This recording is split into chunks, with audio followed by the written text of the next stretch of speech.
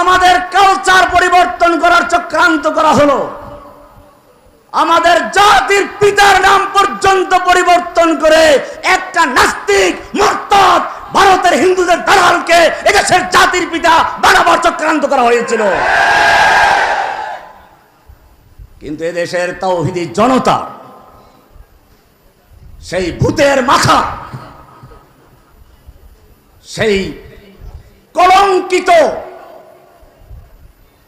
জাতির জনক যাকে বানানো হয়েছিল, তার মূর্তিগুলোকে ট্রেনে নয়, ক্রেন লাগিয়ে গলায় রশি দিয়ে, কারণ ওলামায়ে কেরামদেরকে ফাঁসি দেওয়া হয়েছে।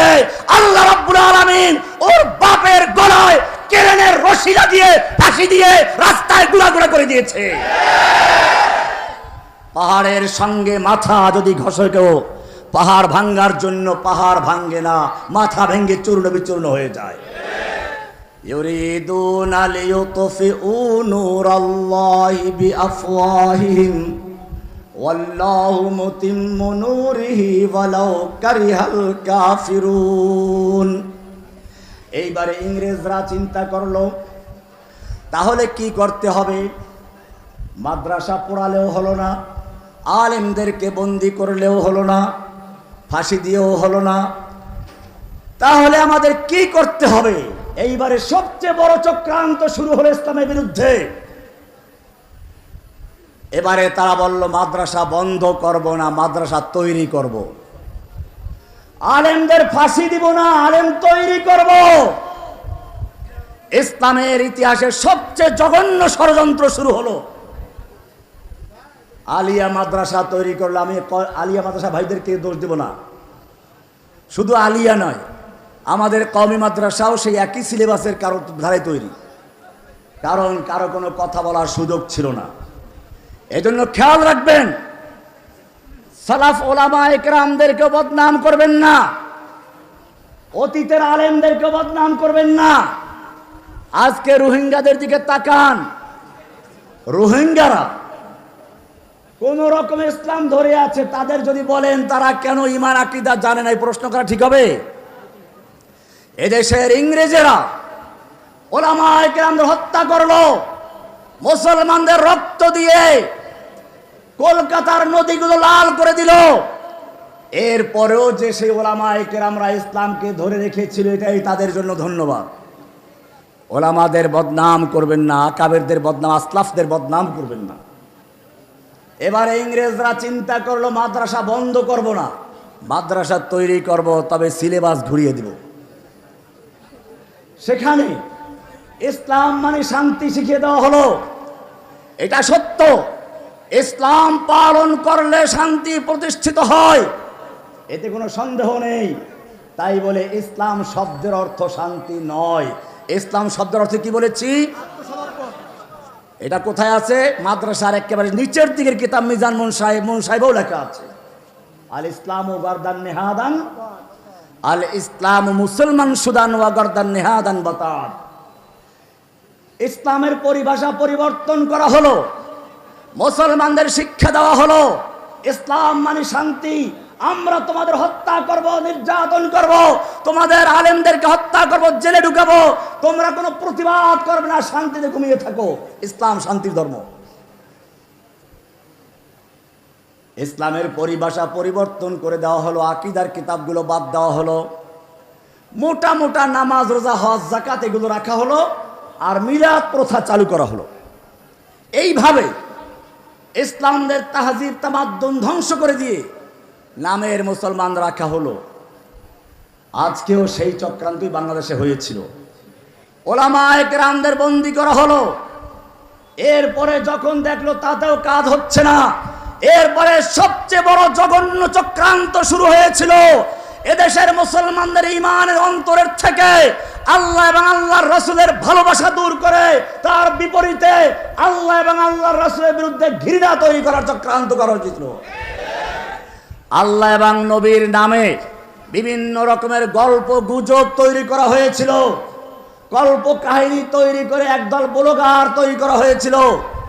শাহবাগের আন্দোলন এটা কোনো সাধারণ আন্দোলন ছিল না, এটা ছিল বাংলাদেশের মুসলমানদের অন্তর থেকে তাওহীদের সেই বীজ, তাওহীদের সেই ঈমানের সেই বীজকে দূর করে দিয়ে, বিশ্বাসকে দূর করে দিয়ে তার পরিবর্তে নাস্তিকতাবাদ, সংশয়বাদ ঢুকিয়ে দেওয়ার এক গভীর চক্রান্ত শুরু হয়েছিল। আপনারা জানেন এই লোকগুলো আল্লাহ আল্লাহর রাসূলকে কত রকমের কটূক্তি করেছিল, আর সেজন্যই তার প্রতিবাদে শাপলা চত্বরে ওলামায়ে কেরাম, তালাবারা সব একত্র হয়েছিল। সেদিন শাপলা চত্বরে দল মত নির্বিশেষে এদেশের সব স্তরের মুসলমান শাপলা চত্বরে জড়ো হয়েছিল। আমার একটা বক্তব্য নিয়ে ভুল ব্যাখ্যা করা হচ্ছে। আমি বলেছিলাম যে শুধু জনসংখ্যা দিয়ে হবে না, এই জনসংখ্যা দিয়ে ছাত্ররা আন্দোলন করেছে, কিন্তু সেই আন্দোলন যখন বাধাগ্রস্ত হয়েছে তারা নিজেদের বুক বুলেটের সামনে পেতে দিয়েছে, পালায় নাই। এবং শুধু পালায় নাই তা না, বরং যারা বাধা দিয়েছে তাদের কবর রচনা করেছে। আমি সে কথাই বলেছিলাম কয়েক বছর আগে।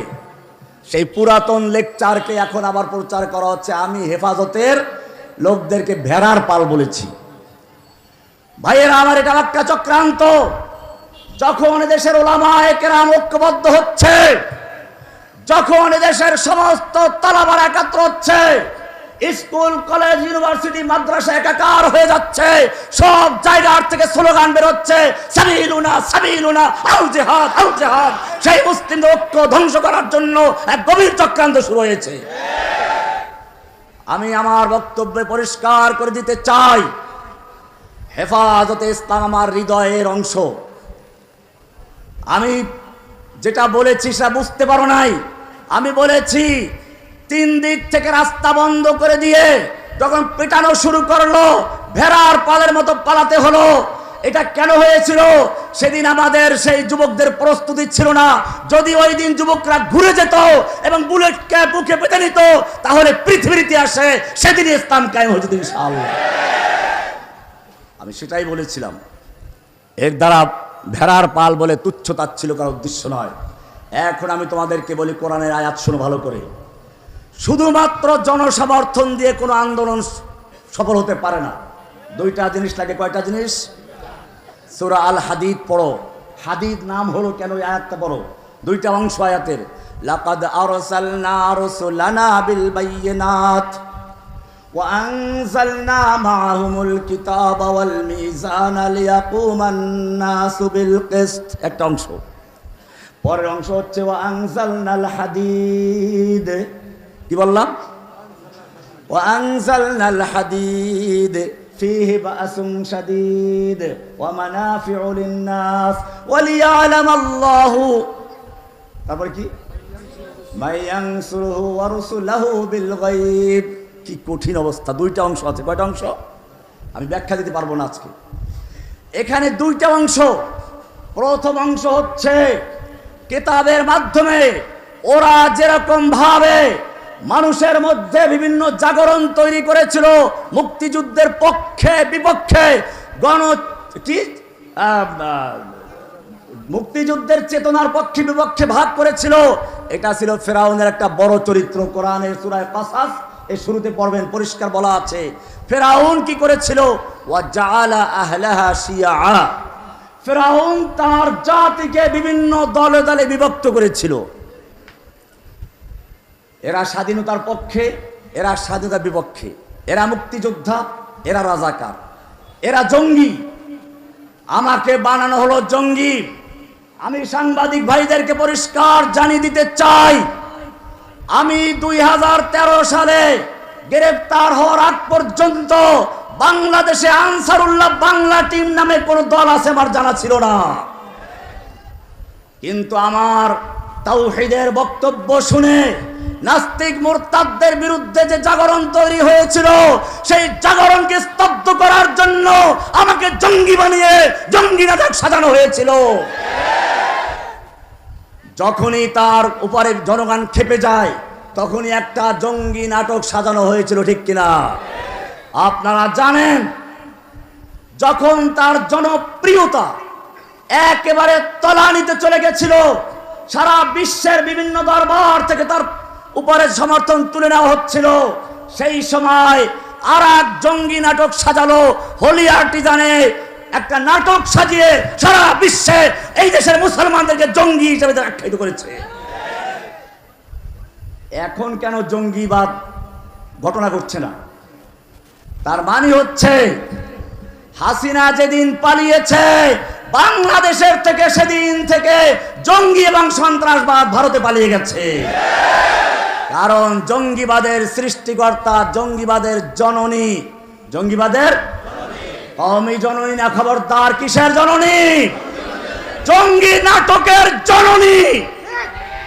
এদেশের ছাত্রলীগকে সন্ত্রাস করেছে, ধর্ষণ করিয়েছে, বুয়েটের ছাত্র আবরারকে পিটিয়ে হত্যা করেছে, বিশ্বজিৎকে রাস্তায় পিটিয়ে দিনে দুপুর হত্যা করেছে, গরু চুরি করেছে, চুরি, ধর্ষণ, খুন, লুট, তারাস সব কিছু করে যখন বাংলাদেশকে একেবারে শেষ করে দিয়েছে, এদেশের জনগণ যখন খেপে গিয়েছে, তখনও তার বক্তব্য দেওয়ার খায়েশ উঠেছিল।